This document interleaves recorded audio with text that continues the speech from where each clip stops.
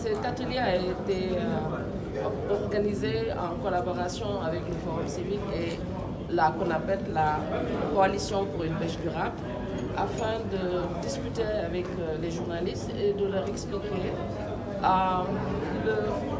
les tenants et les aboutissants de la liste qui a été publiée le 6 mai des navires pêchant au Sénégal.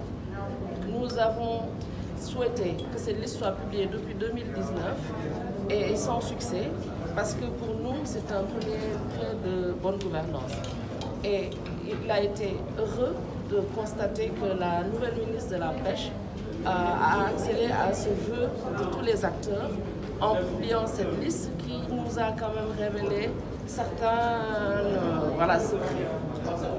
À la lecture de la liste, nous avons noté qu'il y avait une centaine de nouvelles immatriculations depuis 2018 sur une pêcherie qui est la pêche démersale profonde, où en 2019, il n'y avait que 2 chalutiers sénégalais. Aujourd'hui, il y a une quarantaine de licences attribuées sur cette pêcherie et nous avons aussi noté à la lecture de cette liste qu'il y a près de 49 bateaux immatriculés et qui n'ont pas eu de licence.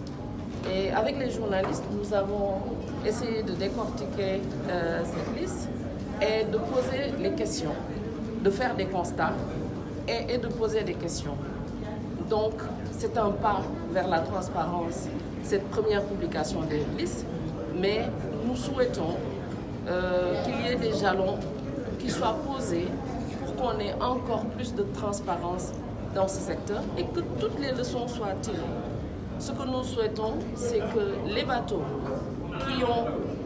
qui sont autorisés à pêcher au Sénégal le fassent dans le cadre de la loi. Et que tous ces bateaux, tous les bateaux qui ne respectent pas les conditions ne soient plus autorisés à pêcher. Nous ne demandons ni plus ni moins qu'une application de la loi en toute transparence. Et nous attendons encore que d'autres pas soient posés afin que la gestion de la pêche ne fasse plus l'objet de doutes et que la pêche ne soit plus une mamelle de corruption supposée à chaque fois qu'il y a une année électorale au Sénégal.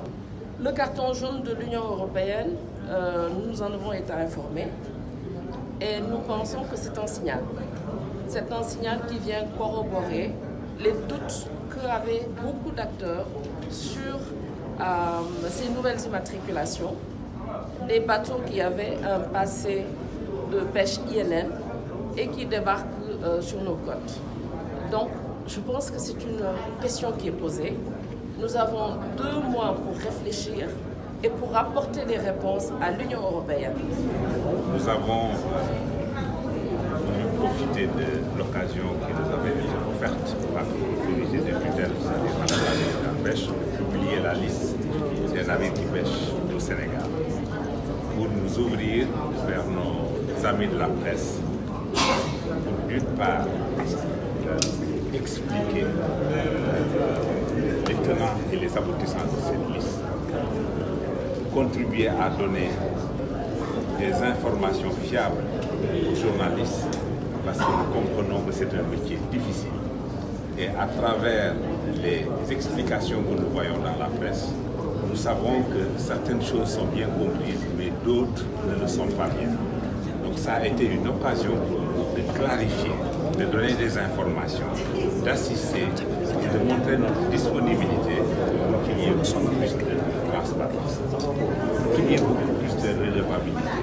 La redevabilité, c'est en sorte l'obligation pour les pouvoirs de rendre compte, d'expliquer les décisions qui sont prises et de se soumettre à un processus de contrôle. Cela, c'est une notion extrêmement importante dans une démocratie et les journalistes, d'une manière générale, peuvent constituer le véhicule le plus fiable, le plus important pour éduquer les masses, pour donner les informations qu'il faut à nos populations.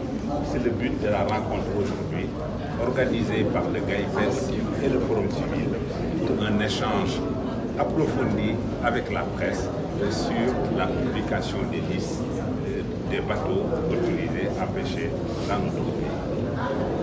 Vous avez écouté donc les présentations qui ont été faites et au-delà desquelles nous avons pu tirer un certain nombre d'enseignements. C'est-à-dire que des licences ont été données d'une manière peu conforme à la loi. Les lois ont été violées. Les ressources ont été dilapidées d'une manière sans commune mesure avec les capacités de renouvellement de celles-ci. Les licences, on les a données à des personnes qui n'en ont pas droit. Et ça, c'est une conviction. Les textes qui régissent notre pays, notamment le Code de la pêche et son décret d'application, ont été violés à plusieurs points pour donner des licences. Et c'est cette situation-là qui a créé une crise dans le secteur de la pêche et qui a affecté profondément aussi bien les industriels, mais particulièrement la pêche artisanale. Tout le monde sait que la pêche artisanale est le poumon de l'économie halieutique dans notre pays, parce qu'elle débarque pratiquement entre 80 et 90% des mises à terre. Donc affecter ce segment de l'économie qui nourrit nos populations, c'est effectivement expliquer en partie les difficultés que nous avons vécues dans la pêche d'une manière générale, mais dans le tissu social, parce que cela s'est traduit par une émigration.